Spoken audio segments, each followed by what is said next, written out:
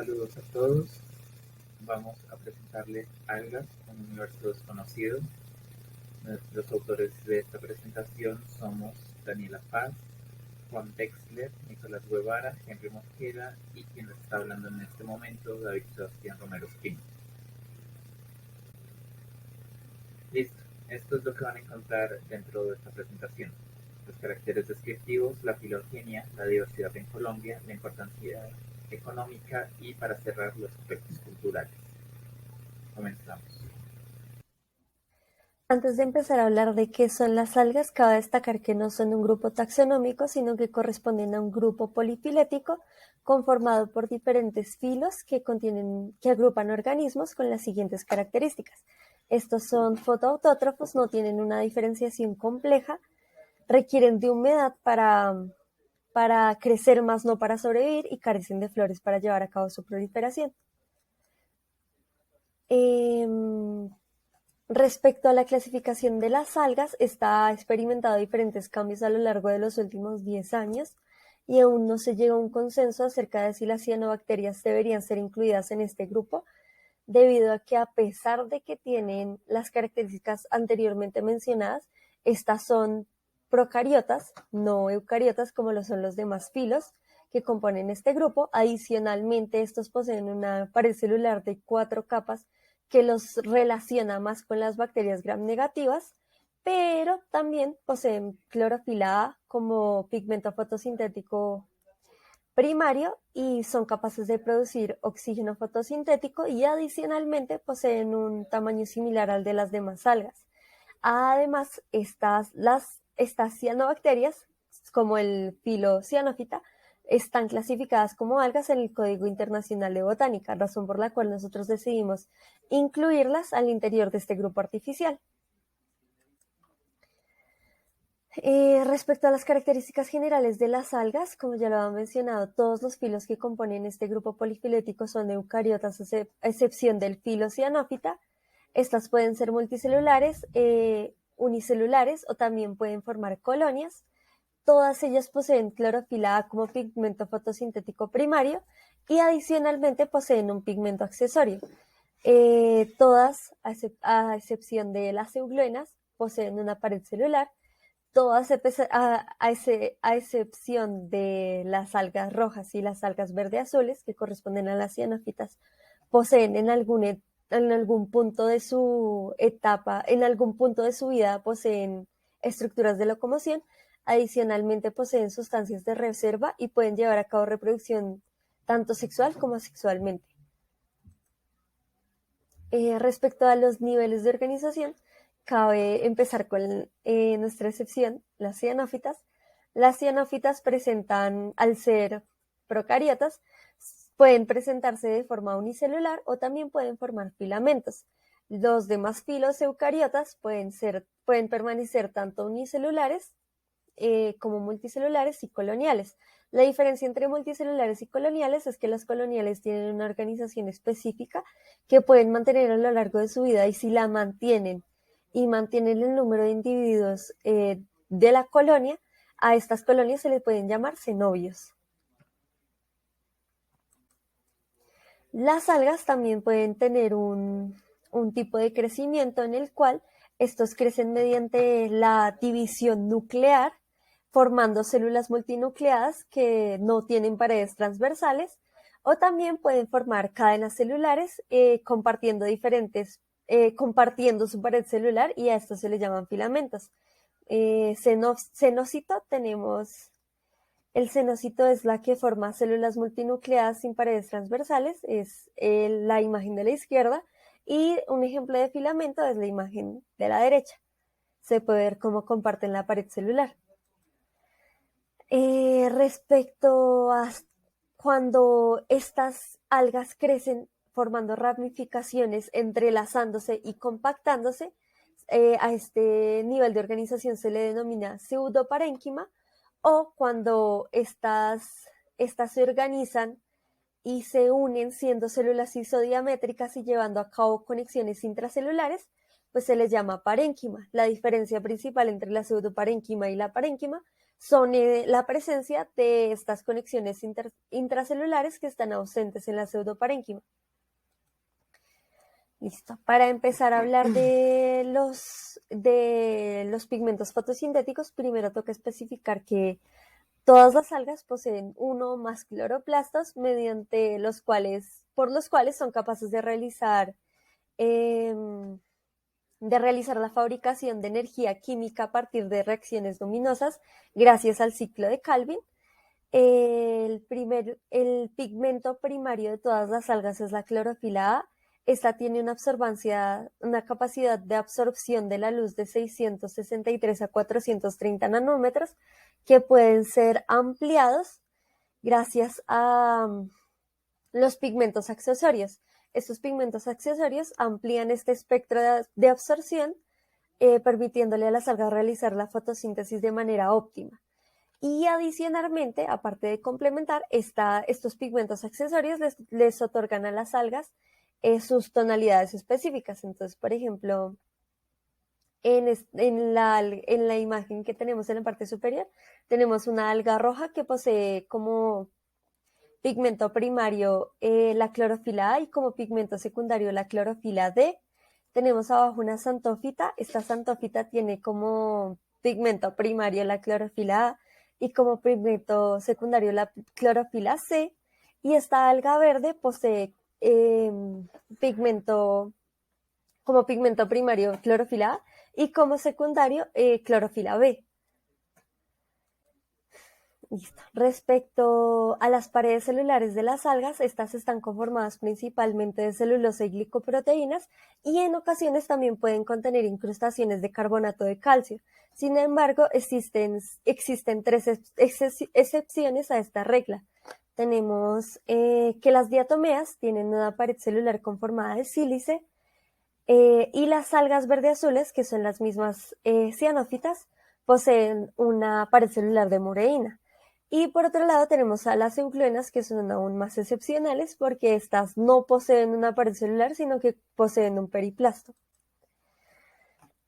Respecto a las estructuras de locomoción, cabe destacar que todas las algas, a excepción de las algas verde-azules, que son las cianófitas, y las algas rojas, todos los demás filos presentan en alguna etapa de su vida estructuras de locomoción denominadas flagelos.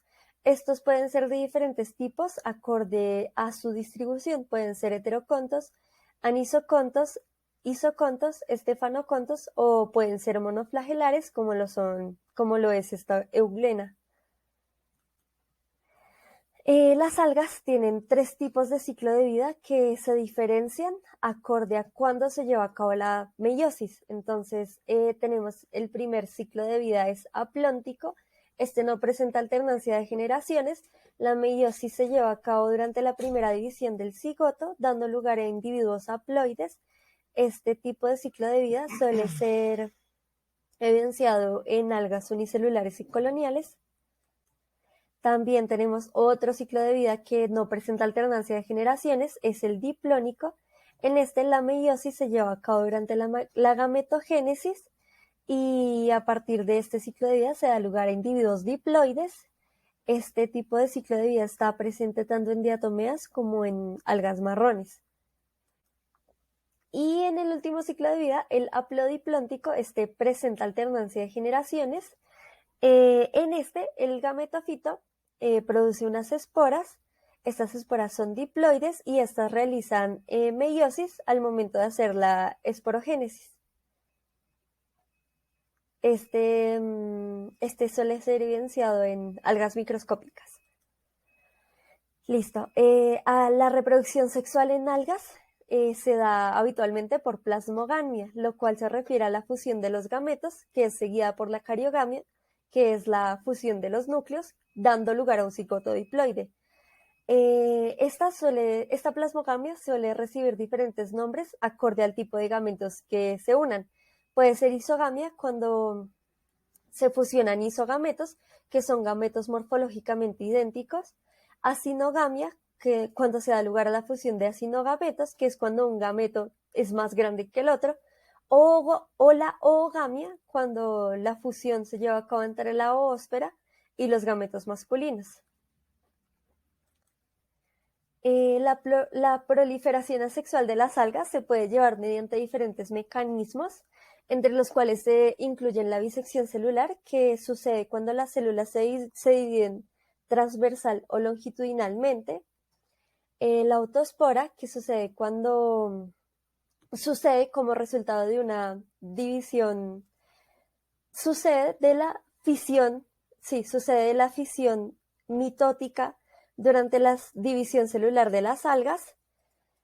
Puede suceder mediante acinetos. Los acinetos son son células vegetativas que surgen en la pared celular y a partir de ellas se puede formar otro organismo. También tenemos el mecanismo de la fragmentación, que sucede cuando el organismo se rompe y a partir de este fragmento se forma otro individuo.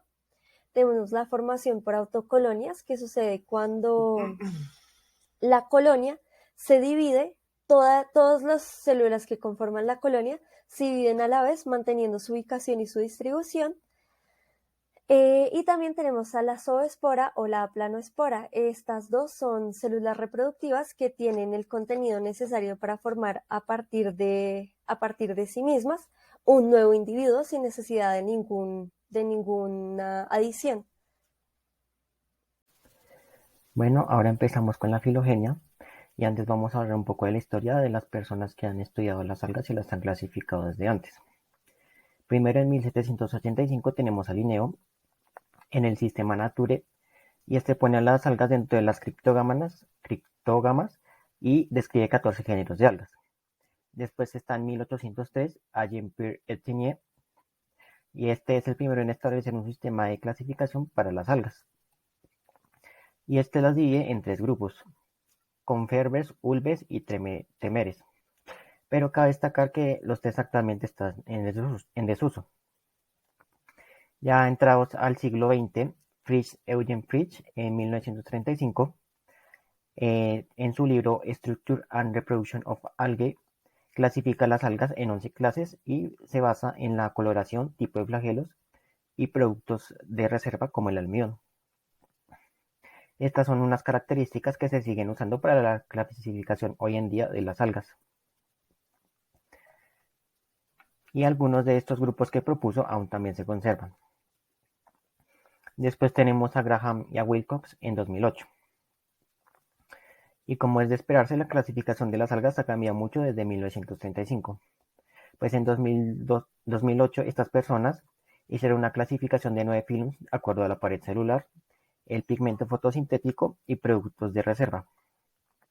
Esta clasificación incluía organismos de 3 reinos: Plantae, Cromista y Bacteria, formando las algas como un grupo polifilético. Ahora pasamos a la clasificación actual. Entonces, las algas constituyen actualmente un grupo polifilético, como se acabó de mencionar, con representantes de los varios reinos: las bacterias cianófitas, los protistas como los orcófita y las plantas como clorófita. Entonces, esta clasificación actual de las algas se basa en la clasificación de los supergrupos de eucariotas, excepto en el caso de cianófita, ya que estas son procariotas. Entonces, encontrando las algas procariotas de forma polifilética en los linajes evolutivos, como Arosa, Arqueplastide, Excavata y Acrovia.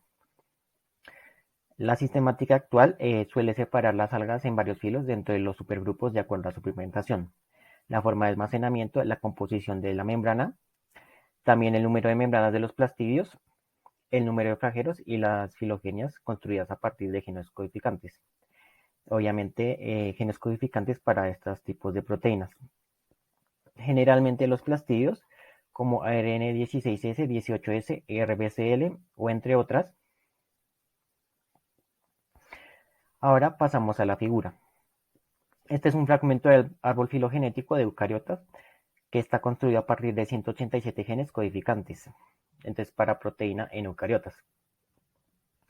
Entonces este incluye Acrovia, Arosa, Osar, Arqueplastide, que en el fragmento aparece como Plantae, pero en la versión completa también aparece Excavata, pero con el nombre de Eozoa. Y si alguno quiere ver el árbol filogenético completo, puede remitirse al artículo de Cavelier et al. En 2015. Y como pueden ver, la referencia está al lado de abajo. Ahora empezamos con cianófita. Entonces las cianófitas o algas verde azules son los únicos procariotas incluidos dentro del grupo de las algas. Aunque estas son gram negativas, la evidencia molecular de ARN16S sugiere que son un grupo hermano de las gram positivas y también de las algas rojas, como lo podemos ver en el árbol filogenético de la derecha. También evolutivamente, estas son las primeras en desarrollar clorofila A y por ende son las primeras en desarrollar fotosíntesis oxigénica. A diferencia de otros grupos de bacterias que ya habían desarrollado fotosíntesis, pero anoxigénica. Siguiendo con cianófita, se sabe que dada que las cianófitas son las primeras en desarrollar clorofila A, se cree que estas, en un evento endosimbiótico primario, son las que dan origen a los cloroplastos de las algas eucariotas. Esto es soportado por estudios filogenéticos del origen de los cloroplastos en Archaeoplastia. Entonces, como podemos ver la figura, esta consiste en un árbol filogenético de los cloroplastos de Archaeoplastia, mostrando en el outgroup bacterias como Agrobacterium tumefaciens y mostrando también en la parte superior endosimbióticos secundarios que dan origen a los plastidios de grupos más recientes como lo es Rhodophyta. Después pasamos a Archaeoplastia. Entonces las Archaeoplastia son un grupo monofilético, sin embargo las Archaeoplastia incluidas dentro de las algas son un grupo parafilético, pues estas van a excluir a las plantas terrestres y ya la historia evolutiva de las rodófitas y clorofitas está directamente ligada a las de las plantas terrestres. Las rodófitas y clorofitas poseen cloroplastos simples, es decir, con dos membranas, lo que las posiciona como descendientes del evento endosimbiótico primario. También se teoriza que clorofita y rodófitas son los grupos que dan origen a los plastidios complejos de otros protozoarios durante el evento endosimbiótico secundario. Después tenemos a rodófita. Entonces las rodófitas o algas rojas también ellas constituyen un grupo hermano de las plantas verdaderas, es decir, Viridiplantae. Estas poseen cloroplastos simples y generalmente de color rojo debido a la presencia de pigmentos accesorios como lo son los carotenoides. Müller et al., como lo podemos ver en la figura, construyó una filogenia a partir de RBCL con la cual dividió el filum en dos linajes evolutivos, es decir, subfilos. Entonces el primero es cianófita, que este es el más basal y este aún no posee la coloración característica de las rodófitas. El segundo grupo, rodófitina, es el más nuevo y diverge de cianodiofita. Hace aproximadamente 1200 millones de años y ya cuentan con los pigmentos accesorios. Por último tenemos Clorofita sensu stricto. Entonces, Clorofita es uno de los filos que conforman Viridiplantae y a veces es llamado Clorofita sensu stricto para diferenciarlas de Clorofita lato stricto, la cual es una subdivisión de Clorofita sensu stricto. Entonces, el linaje de las algas verdes es ampliamente estudiado y hay dos clases o divisiones claramente marcados. Clorofita sensu stricto, a veces llamado UCT, por las clases que lo conforman: Ulbofiaceae, Chlorofiaceae y Trebousifiaceae. Entonces, este subfilo en su mayoría cuenta con representantes microscopios y ya cuenta con representantes macroscópicas dentro de la clase Ulbofiaceae. Y el linaje de las carófitas es un grupo parafilético, pues de este surgen los fibrorígidos y las plantas terrestres. Continuando con la filogenia de las algas eucariotas, encontramos el supergrupo Excavata. De este supergrupo, solamente uno de sus filums contiene organismos representativos dentro del grupo de las algas, que son las euglenófitas o euglenozoas. A su vez, no todas las euglenófitas son consideradas algas, puesto que solamente la familia Euglenophiaceae posee cloroplastos. Sin embargo, los plastos de estas son considerados originarios de un evento endosimbiótico secundario entre un alga verde, Viridiplantae, y un protista, y se considera que estos son los que los conservan, mientras que el resto del grupo los perdió en algún punto de su historia evolutiva. Al igual que perdieron otros paquetes de genes. Y en el árbol de la derecha podemos ver dónde está ubicada Euglenofiase dentro de Euglenophyta. Y podemos ver que ahí está marcado como el grupo que conserva los cloroplastos. Podemos ver que es un grupo bastante pequeño con respecto al resto de Euglenophyta. Y estos constituyen solamente aproximadamente el 30% de los euglenozoos, mientras que los demás son considerados heterótrofos que perdieron sus plastillos para hacer fotosíntesis. Continuando con el supergrupo SAR o arosa, encontramos el supergrupo de protozoarios más diversificado, teniendo 3 superfilums: alveolata, Stramenófila y Rhizaria. Este grupo, a pesar de ser tan grande, constituye un grupo monofilético con las relaciones evolutivas claramente marcadas entre los 3 superfilos. Sin embargo, los organismos que son considerados algas de este constituyen un grupo parafilético, puesto que se excluye la mayor parte del grupo. Estos se pueden clasificar de acuerdo al origen de sus plastillos, puesto que alveolata tiene plastillos originarios de un evento endosimbiótico terciario con una aptófita, mientras que estaminófilos y rhizarios tienen plastillos originarios de eventos endosimbióticos secundarios entre una alga roja y una alga verde con un protista respectivamente. Pasando directamente a los estramenófilos, tenemos el grupo Ocrófita como el representante. Este grupo es bastante extenso, a veces se le llama feófita dependiendo del artículo del libro, y mayoritariamente son organismos unicelulares coloniales, es decir, son algas macroscópicas, pero siguen siendo organismos unicelulares. Dentro de este se encuentran 2 superclases, caquista y feísta, y encontramos 2 clases, quirista e hipogirista, con 4 filums y 9 familias y 2 familias respectivamente. Dentro de estos grupos están incluidas las xantófitas, que son las algas verde-amarillas, las algas doradas y las diatomeas. Pasando a los alveolatos, tenemos a los dinófitos o dinoflagelata. Estos tienen unas relaciones evolutivas internas bastante bien diferenciadas, con 5 clases, con una monofilia y una filogenia bastante marcada, que son las gonjaucales, dinofisales, prorocentrales, gimnodineales y sueciales.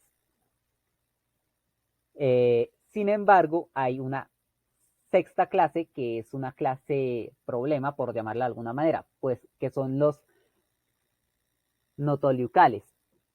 Estas, a pesar de que por ARN 18S son consideradas dinófitas, carecen de la morfología característica de este grupo, que sí que tienen las otras 5 clases, que es el doble flagelo.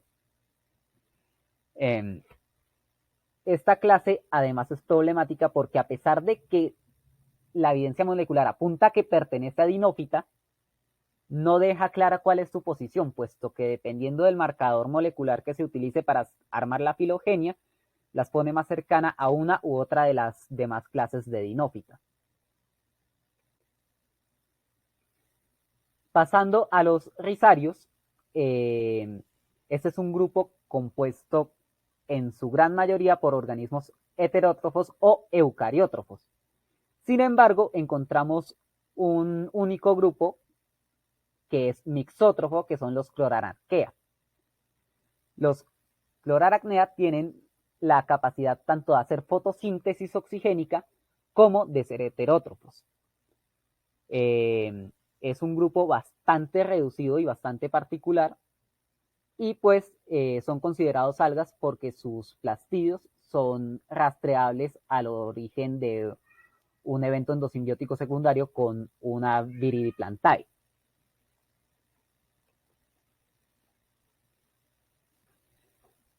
Pasando al supergrupo Acrobia, a veces llamado Superphilum Acrovia.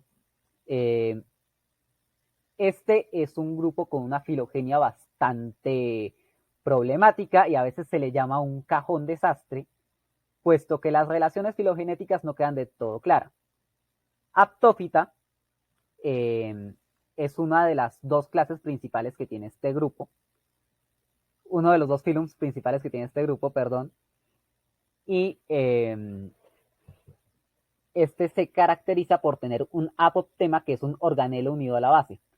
Estos, dependiendo del marcador molecular que se utilice, o están estrechamente relacionados en una monofilia con el otro integrante de Acrovia, o están relacionados en una monofilia con el grupo SAR. Continuando con los criptófitos, que es el otro grupo de acrobios, encontramos relaciones filogenéticas poco claras con otros grupos, como ya lo había mencionado con Aptófita. Resulta que las criptomónadas, dependiendo del marcador molecular, pueden terminar siendo mucho más cercanas a los alveolatos que incluso entre ellas mismas, por lo que Aptófita es considerado un grupo parafilético. Ya habiendo abarcado todos los grupos de algas, los dejo con mi compañero.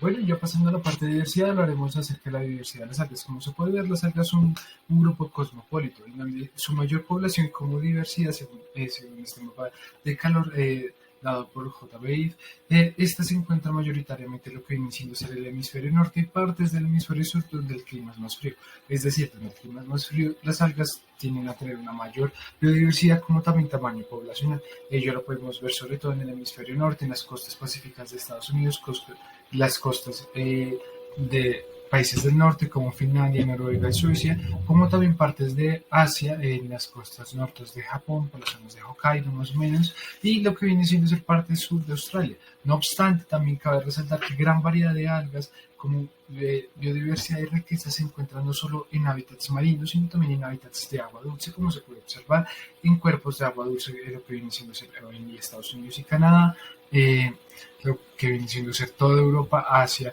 y también América Latina como África. Actualmente los grupos más importantes que se pueden definir las algas en su diversidad son la división coreófita, las algas rojas o rodófitas, pardas cafés o filoheteroconta.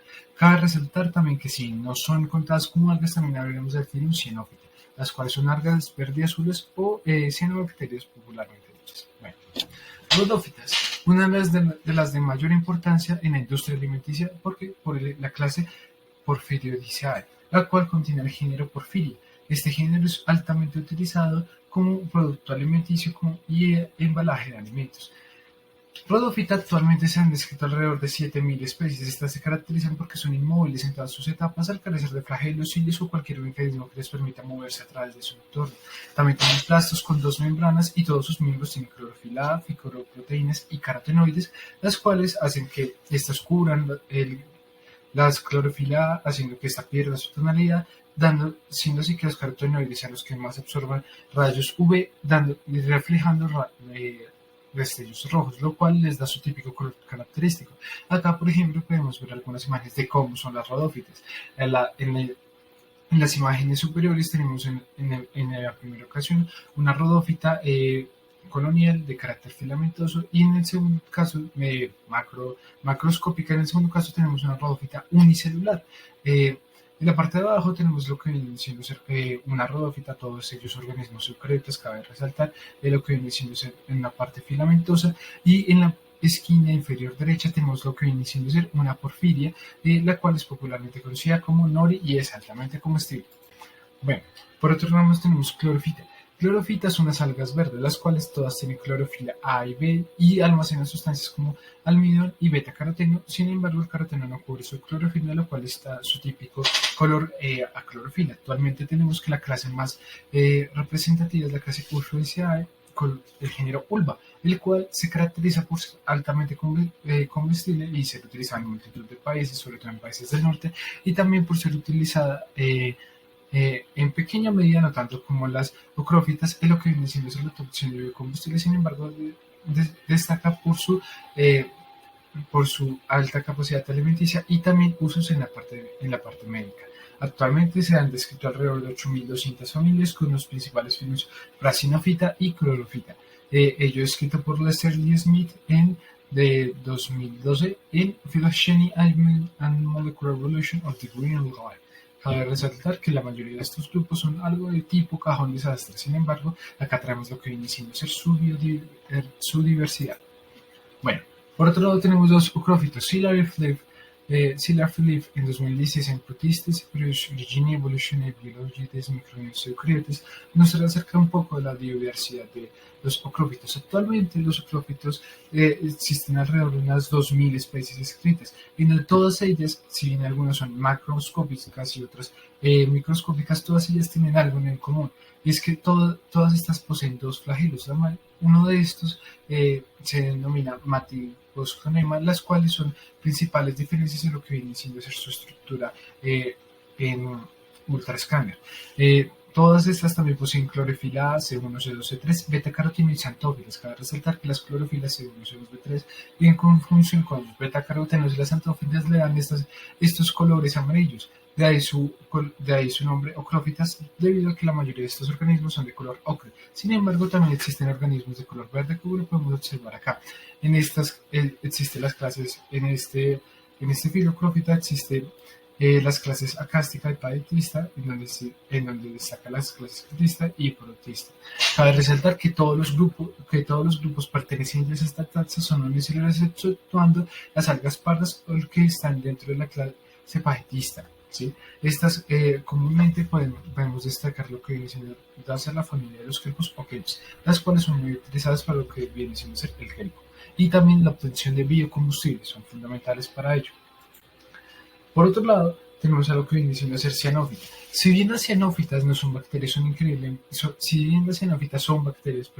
estas no son algas debido a que son protistas. Sin embargo, estas comúnmente se les llama algas verdes-azules y son un componente fundamental en lo que viene siendo ser el plancton y el plancton. Actualmente se han descrito alrededor de más o menos 5.000 especies. Si bien este es un grupo de verdad tipo cajón desastre, podemos destacar que actualmente los nostocales se han incluido dentro de cianófitas, ya que estos se encontraban dentro de otro filo perteneciente a protista. ¿Sí? Actualmente los cianófitas, absolutamente todos son un grupo de carácter gram negativos, bacterias gram negativas, coloniales unicelulares o filamentosas de una variedad de formas increíbles, y carecen de flagelos y poseen vesículas de gas. Comúnmente pues estas se encuentran en formato filamentoso y conviven de forma sinérgica y de mutualismo con muchas algas, en donde se les conoce como cianobiontes. Ello escrito por Komarek en Review of Cianometery Journal in Pink, Plantic Species Emergent Taxonomy Divisions. Todo ello en 2014. Bueno, en Colombia, ¿cómo están las cosas en la universidad? Actualmente tenemos en Colombia se han descrito 349 especies de rodófitas, 164 especies de clorófitas, 72 especies de ocrófitas y 34 especies de cianófitas.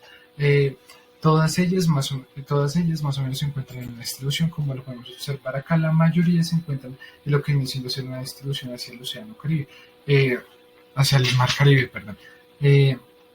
Estas mayoritariamente son de carácter marino, sobre todo en el caso de las rodófitas y las ocrófitas. Sin embargo, en el caso de las clorófitas y muchas cianobacterias, estas se encuentran mayoritariamente en su distribución en lo que viene siendo ser marinas y distribución en aguas dulces, como lo que sería en la parte D. ¿Sí? En lo que viene siendo ser rodófitas, tenemos que su principal distribución se encuentra en lo que viene siendo ser la cuadrilla B.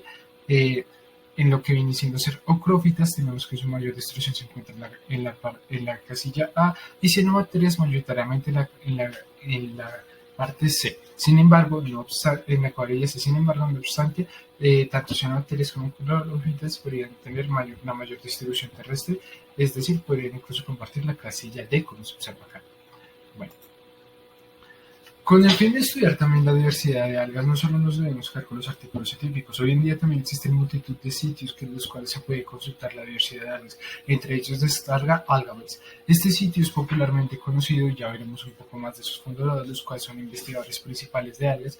Este sitio es popularmente conocido debido a que actualmente contiene todas las taxas y taxones de algas que existen en el mundo. que hasta el momento se han descrito, como también algunas que otras cianobacterias, dando no solo información de cómo estas se encuentran clasificadas filogenética y taxonómicamente, sino también de las múltiples clasificaciones que han habido. Bueno.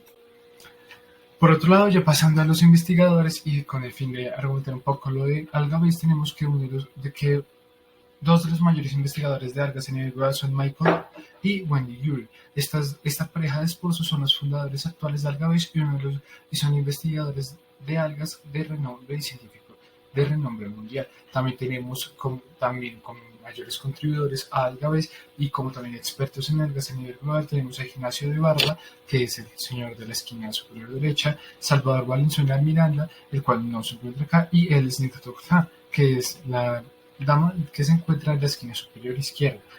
Si bien estos son los expertos a nivel global que destacan en su materia de algas, lo que viene siendo ser taxonomía, biodiversidad y demás, en Colombia también tenemos varios investigadores que trabajan a ello. También tenemos a Viviana Patricia Gómez, ejemplo, que ha dedicado toda su carrera, desde pregrado hasta sus posgrados, en lo que viene siendo hacer diversidad de algas con más de 4 trabajos publicados.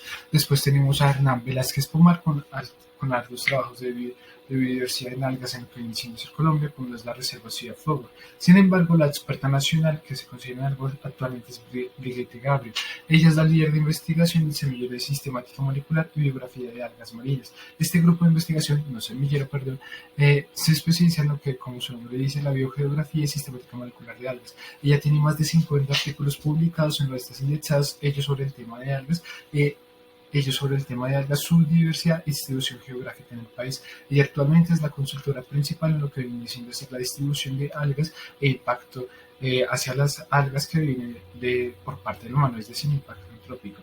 Y ha trabajado en múltiples estudios en reservas Sea Flower, como también no solo reservas marinas, sino reservas naturales dentro de la parte continental.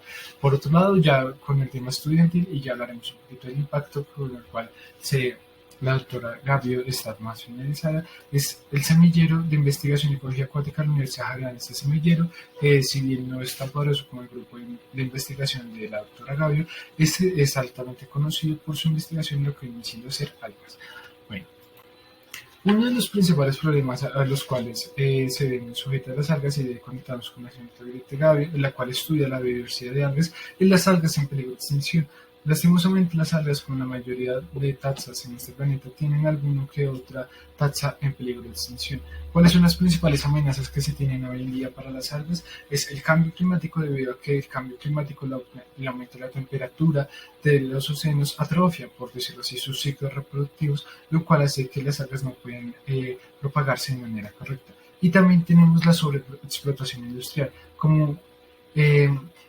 ¿Por qué se da este proceso? Si bien muchas algas se cultivan, actualmente gran parte del mercado global se basa en algas que son sustraídas de manera silvestre. Esto se le conoce como forrajeo, es decir, hay bosques de algas o praderas de algas que son sustraídas de manera desenfrenada y apasionada, en las cuales no se les da suficiente tiempo a regenerarse, y estas entran directamente a la economía global. Sin embargo, no hay un control sobre ellas. Estas problemáticas se han visto sobre todo en lo que viene siendo el país de Chile, en los cuales hay un importante decrecimiento de las poblaciones de algas en todo el país, siendo así una de las especies que más se ha visto amenazada por su uso en lo que viene siendo la industria alimenticia, como también la industria biotecnológica, Cerasun cetidophone y Phycotonia elegans, las cuales, si en estas especies se cultivan mucho, la mayoría de peso seco que se importa es únicamente sacada por forraje. Bueno, ya habiendo hablado de la filogenia de las algas, vamos a hablar de sus usos e importancia. La importancia de las algas se puede dividir en 3 categorías principalmente: la importancia ecológica, la importancia social y la importancia económica. Sin embargo, la importancia económica se puede ver a través de la importancia social, que es lo que vamos a hacer a continuación, y veremos la importancia ecológica más adelante como un inciso aparte. Bueno, la importancia económica. Actualmente se tiene que el mercado de algas cuesta alrededor de $1.460 millones, es decir, 90.000 toneladas de peso seco de producción total de algas, que veremos más adelante en qué se usan estos, y el 28.9% de la producción acuícola mundial. Es decir, uno de los mercados más pujantes y más poderosos de lo que viene siendo ser no solo la industria alimentaria, sino también la industria farmacéutica, biotecnológica, tecnológica, en la industria general e incluso hasta la industria armamentística. Para verlo más adelante y más a detalle, veremos con lo que viene siendo la importancia social y mediante la importancia social también veremos la importancia económica. Bueno, la importancia social y económica en lo que viene siendo la parte alimenticia. Se remonta más o menos hace 1000 años el cultivo de algas. Sin embargo, cabe resaltar que desde hace más o menos 2500 años ya había registro de que se utilizaban las algas como comida, ello al ser extraídas de forma silvestre de cultivos marinos. De cultivos silvestres, perdón. Actualmente se estima que una persona en promedio en Japón consume 2.4 a 3.2 kilogramos de algas al mes, lo cual representa alrededor de 132.701 yenes, lo cual en Colombia son 450.970 pesos. De ahí podemos ver la importancia económica de esto y la importancia social. Si no comes, no vives. Y las algas son uno de los alimentos claves en lo que viene siendo muchos productos hoy en día. Algunos de sus platillos más populares, como tenemos acá, son las hamburguesas de alga. También tenemos el popular sushi utilizado por el alga laminaria y la sopa de nido de ave, la cual es popular en Asia y utiliza algas como ingrediente principal. No obstante, no solo se queda la importancia alimenticia, va mucho más y no solo se queda en el género laminaria, también tenemos muchas otras algas que son utilizadas. Tenemos el nori, como se puede observar acá en la imagen de la derecha. El nori es una alga muy popular, su nombre común es nori, sin embargo, este viene siendo el género Porphyria, la cual es bastante utilizada como lo que viene siendo caramelos y demás. Tenemos el kombu laminaria, la cual es muy utilizada como vamos ver acá, para hacer onigiris y demás productos alimenticios, como también incluso puede ser utilizado como embalaje o como comerse directamente como si fuera carne seca. También tenemos el wakame undaria, que es esta imagen que vemos acá en la parte superior derecha, la cual comúnmente se come solo cruda o ligeramente cocida en formato de ensalada. Y tenemos también la lechuga de mar, muy conocida en lo que viene siendo países del norte como Noruega, Suecia, Finlandia, que es del género Urba. También tenemos el espagueti de mar, muy conocido en países árabes y consumido allá. Tenemos el kelp o el kelp noruego, también muy común por series de televisión y demás, y también por ser base de cereales y otros productos. También tenemos el ocre, la bajalaberg, que es una alga común consumida en Gran Bretaña, y tenemos el dilix, que es una alga también muy consumida y común en lo que vienen siendo los países del norte. Sin embargo, ¿qué otros elementos se pueden hacer con los algas? Principalmente elementos alimenticios. Tenemos aceites y emulsificantes, lo cual si son productos básicos de la canasta familiar. Tenemos cereales, pan y derivados, comidas tradicionales como se vio anteriormente, dulces, vitaminas y suplementos que los veremos más adelante, empanadas. Ello debido, ¿por qué las empanadas? Una, porque muchos productos cárnicos y de pescado necesitan a las algas, al igual que productos lácteos y fermentados, incluso licores, debido a que las algas no solo dan ciertos colorantes, sino también son estabilizantes y dan un carácter como gelatinoso a ciertas comidas, lo cual permite su consumo. De ahí productos como las salchichas y demás. También tenemos que tiene saborizantes y sustitutos alimenticios, los cuales veremos más adelante. Bueno, ahora la importancia biotecnológica. Las algas tienen una importante importancia biotecnológica. Iniciemos primeramente con la bioremediación. La bioremediación actualmente en algas se utiliza mediante el cultivo de algas y el cultivo de bacterias, en los cuales en sinergia ambos utilizan metabolitos presentes en el ambiente para generar su propia energía ATP, y en este proceso degradan esos metabolitos a componentes que puedan ser, por decirlo así, absorbidos por otros mecanismos y utilizados para sus procesos metabólicos. De ahí la bioremediación. También muchos de esos metabolitos son utilizados directamente para biocombustibles. Actualmente, ejemplo de ello, en Colombia se estima que de un barril de combustible, 10% de este es de biocombustible y gran parte de este biocombustible es directamente de algas. Viéndolo económicamente, hablando de su importancia económica, actualmente hacer un barril de biocombustible, yendo desde la compra del terreno, puesta de edificios, instalaciones, maquinaria y todo, y sueldos de empleados y demás, cuesta alrededor de 124.74 euros, y este se vende casi por 800 euros, lo cual representa una ganancia de alrededor de 8 veces más de lo que se invirtió. Ello reportado por Kumare y colaboradores en 2019 en Biofilm and Computed Prone for Algas Solvent.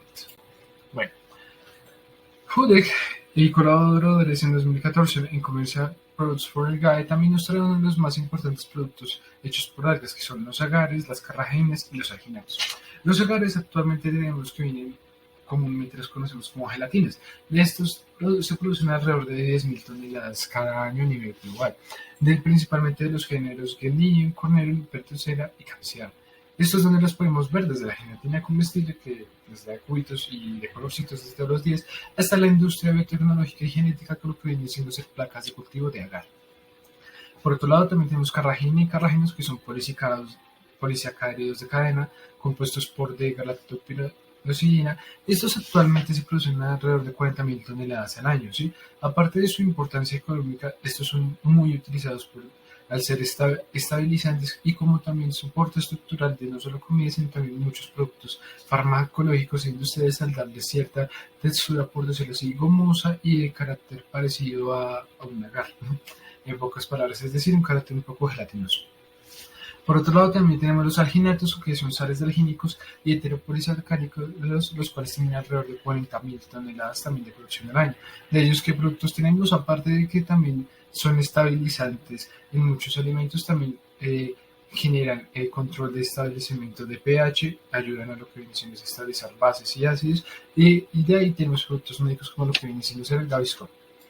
Sin embargo, no obstante, las algas no solo se quedan ahí, también tienen mucha importancia de uso industrial. Tenemos, por ejemplo, carotenoides muy utilizados en lo que vienen siendo ser suplementos y sustitutos alimenticios en industria alimenticia y farmacéutica, pigmentos, ficosininas, micosporinas, alzantines y polisacáridos, ficoproteínas y espirulina. Todos estos los podemos mezclar en un solo producto, son los productos como lipocril, las populares vitaminas, o si en el dado caso de verse un caso más específico, que no tenemos la imagen acá, como lo de Martha Graham y Hader en sus respectivas publicaciones. Graham en 2018 con Isolation of Structural Characterization and Antiproliferability of Ficolites, y Hader en 2021 con Ficolites for Microalgae. Tenemos lo que viene siendo los suplementos alimenticios para ganar masa muscular. Estos suplementos alimenticios tienen un gran componente de polisacaros, ficoproteínas, espirulina, alzantina, micosporinas y ficosininas, ya que estas proteínas ayudan al desarrollo y crecimiento muscular, siendo así este es uno de los productos más destacados por este hecho. Bueno. Sin embargo, no solo se queda ahí. La importancia industrial de las algas va mucho más. También tenemos los nutracéuticos, cosméticos, gomas y plásticos que pueden ser derivados de estos, obviamente todo con enfoque ecológico y biotecnológico, papel y cartón, textiles, colorantes, polvos. Con polvo se refiere a presentaciones como agar en polvo, carrágeno en polvo, incluso algas en polvo, fármacos en tabletas. Ya veremos más adelante qué usos médicos tiene esto, algunos incluso explosivos, pesticidas, igníficos y colorantes debido a sus betacarotenos, clorofilas y demás. Acá, pues, algunas imágenes de ellos. Tenemos, por ejemplo, esta marca llamada Cedar, la cual es una marca de cosméticos trabajada únicamente con algas, y Vitamin World, la cual es vitaminas a base de algas. Por otro lado, la importancia industrial es bastante amplia. Tenemos que actualmente alrededor de las 5 industrias más poderosas de algas en todo el mundo se encuentran principalmente en Estados Unidos. Tenemos principalmente a Algenol, ello desde un punto de vista económico, ¿no? Tenemos Algenol, la cual se especializa en combustibles. Acá podemos ver uno de sus cultivos de algas. En biocombustibles también tenemos a Solid Cell Greens, la cual también se dedica al cultivo principalmente de algas, como podemos ver acá en la imagen inferior derecha. También tenemos a Shapir Energy, que es dotación de combustible crudo de algas, es decir, solo los metabolitos de algas sin que estos sean procesados. También tenemos a Terra Bioholdings, aprovechamiento de algas para alimentos y combustibles, es decir, también utiliza productos crudos de algas, y Aurora Biofuels, que es elaboración de biocombustibles.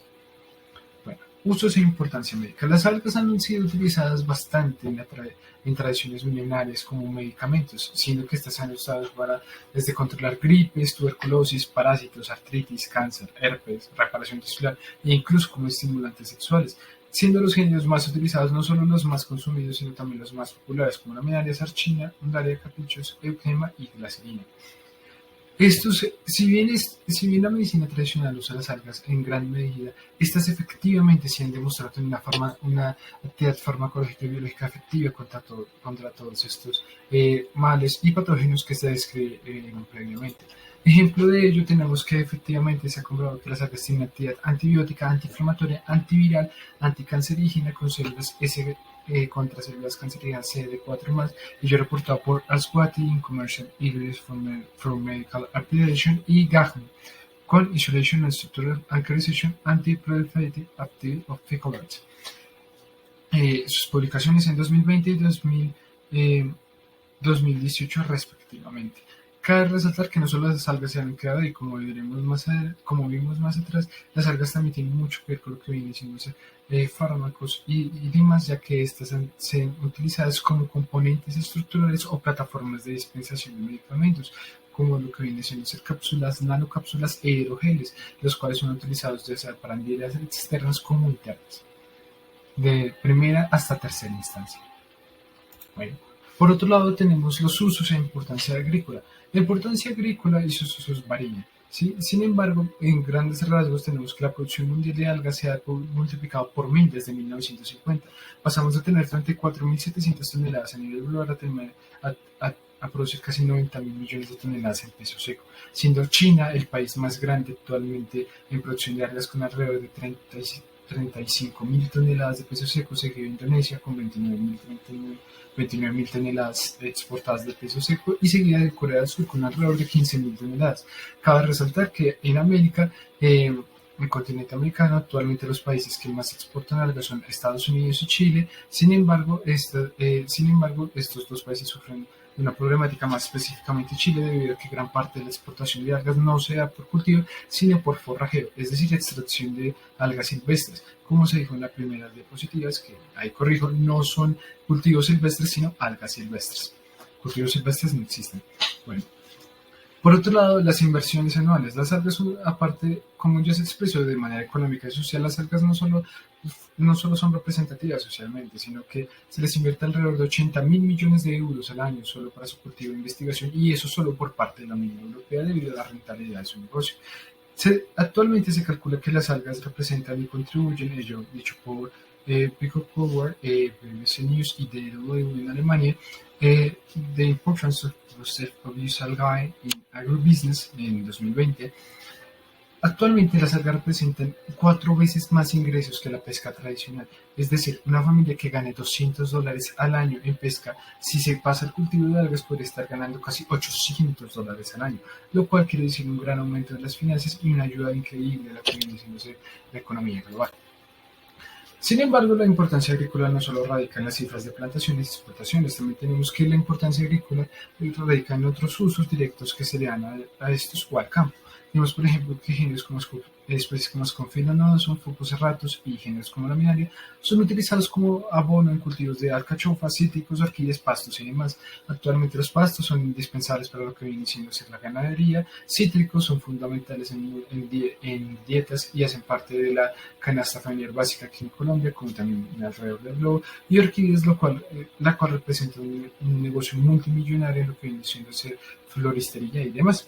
También tenemos que estas son muy populares por ser estabilizantes del suelo y regulación del pH, como también elementos tras el cultivo, lo cual no solo permite saber cuándo se aplicó el abono, sino también qué edad más o menos tiene el cultivo y cuándo este puede dar frutos o cuándo podrá dar flor, en dado caso de que sea un cultivo comercial o un cultivo de carácter comestible. Bueno, acá tenemos, por ejemplo, Schultz o Seafood, uno de los productos de compostaje para alimentar orquídeas más popular, y este es a base de algas. Siendo así, ya pasando por último, tenemos la importancia ecológica. Las algas actualmente son uno de los eslabones fundamentales y es la base de la pirámide de la red trófica a nivel global. ¿Por qué? Principalmente debido a que las algas aportan más del 50% de la fotosíntesis global, por ende más del 50% del oxígeno total. Es decir, el oxígeno que la mayoría de los humanos respiramos, mamíferos, vertebrados y demás, o cualquier animal aeróbico, gran parte de este es aportado directamente por las algas. Es decir, más popularmente, según dice Virginie y Mahanta en 2021 y 2018 en sus publicaciones Transcending in the Streamline Treatment and What's the World Guide. Quiere decir que las algas actualmente dan alrededor de gran parte del oxígeno respirado, lo cual esto es comúnmente en lo que viene siendo una plataforma comúnmente conocida como Plankton, la cual es un compendio de distintos organismos de distintas taxas, sin embargo, donde sus géneros más representativos son las algas, y donde estas aportan la mayor parte de oxígeno. No solo eso, también las algas son la base fundamental de la cadena trófica oceánica, al ser los productores primarios en los ecosistemas marinos y ser consumidos por otros eslabones de la cadena alimenticia. También las algas macroscópicas también son utilizadas con multitud de lugares para múltiples especies, como también para economía y alimento. Por otro lado, también las algas son fundamentales en el ciclo del clima, ya que estas liberan dimetilsulfonilpropinato, lo cual es fundamental para lo que viene siendo el ciclo del carbono, el ciclo del nitrógeno y del potasio a nivel global, ya que este gas es expulsado cuando diatomeas y demás componentes del popular plancton mueren. Este gas es disipado en la atmósfera, haciendo que elementos como carbono y nitrógeno se fijen al suelo para comenzar su ciclo nuevamente.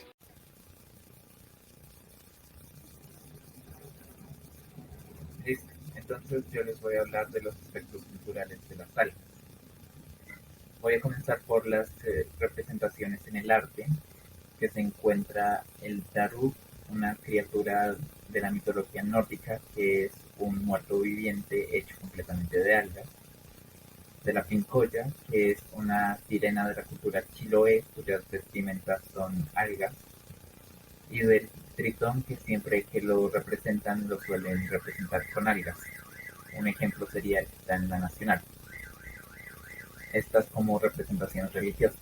En representaciones costumbristas pues tenemos una imagen de Japón que pues muestra a dos mujeres dedicadas a recolectar estas algas.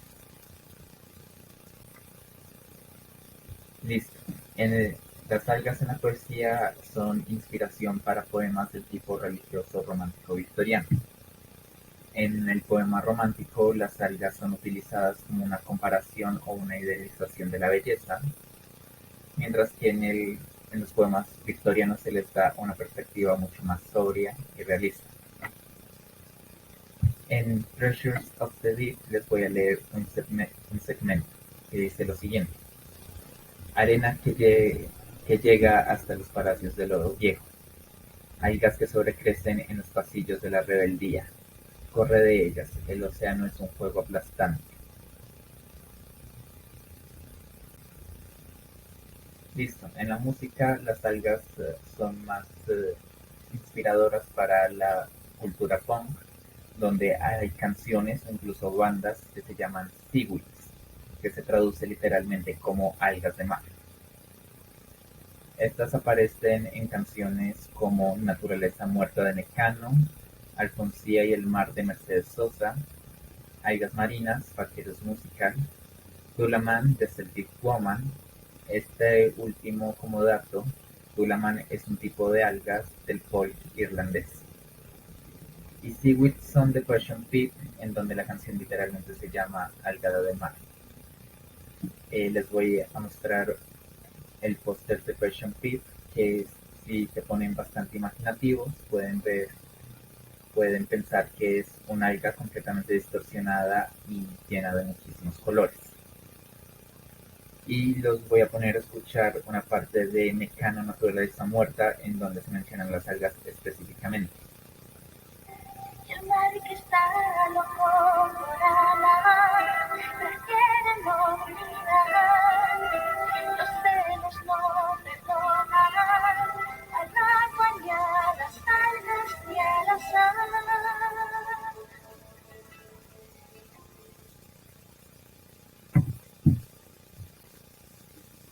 Bueno, continuando, en internet hay varias personalidades que pueden usar el nombre de alga en su seudónimo o su nombre de internet. Aquí un ejemplo es el señor Alga, alguien que se dedica a ser youtuber y blogger, y la temática central de lo que hace es hablar de la música. Listo, ahora nos vamos a la literatura. Tenemos que el autor Verne se caracteriza por describir profundamente los ambientes y los objetos de sus ambientes. Y pues en 20.000 leguas de viaje submarino, él se puso a describir muchas algas, numerosos tipos de algas. Tenemos que en el libro Magnus Chase y los dioses de Asgard, una de las locaciones principales, específicamente el palacio de Aegir, está cubierto completamente de algas. Ya otras menciones menores, en Harry Potter existen las branquialgas que son usadas para respirar bajo el agua, y en Percy Jackson utilizan el insulto esos de alga constantemente en contra del protagonista, Percy. Continuando con la inspiración que dan las algas en la literatura, también está la divulgación. En Alicia y el bosque de las algas o el cómic de microalgas. Ambos centrados en transmitir la importancia de este grupo de organismos. Alicia y el bosque de algas resaltando la importancia de los ecosistemas marinos, mientras que microalgas solamente se centra en los organismos pertenecientes a las algas que sean microscópicos. Ahora pasamos a los medios audiovisuales. Tenemos entonces en la animación que son usadas para representar monstruos o para representar ambientaciones. Por ejemplo, las imágenes en pantalla son de Buscando a Nemo, en donde el ambiente principal pues es el océano y el ecosistema que más se muestra son los bosques de algas. Tenemos una imagen de Avatar, la leyenda de Aang, en donde el maestro Pu tenía la capacidad de atraer las algas a su cuerpo y convertirse en un monstruo completamente hecho de algas. Y una pequeña imagen de Bob Esponja donde se promociona comida hecha a base de algas. En el cine tenemos el cortometraje de Seaweed, que trata de adolescentes que van a la playa a superar su fobia a las algas. Y tenemos la película Never Too Young to Become the Visionary, cuya premisa es que el protagonista gana mucho dinero con pasabocas fritos hechos completamente de algas. Y para finalizar, los usos que se le dan a las algas dentro de los videojuegos. Tenemos que también usan muchísimas representaciones de monstruos creados a base de algas, como el Pokémon del maíz que está en pantalla, o también muchos monstruos de la franquicia de Yu-Gi-Oh! Otra función que tienen las algas en los videojuegos es de ser un recolectable que el jugador puede conseguir y utilizarlo principalmente para la cocina, aunque hay juegos en los que se les dan otros usos, o simplemente usarlas como ambientación. En juegos como Minecraft, Mario Bros. O Pokémon Rubí, Zafiro, Esmeralda, los ambientes marinos casi siempre van a ser representados por bosques de algas cuando uno está recorriendo sus lugares. Listo, con esto concluimos la presentación. Muchas gracias a todos por su atención. Que la pasen muy bien. Esperamos que hayan disfrutado de la presentación. Adiós.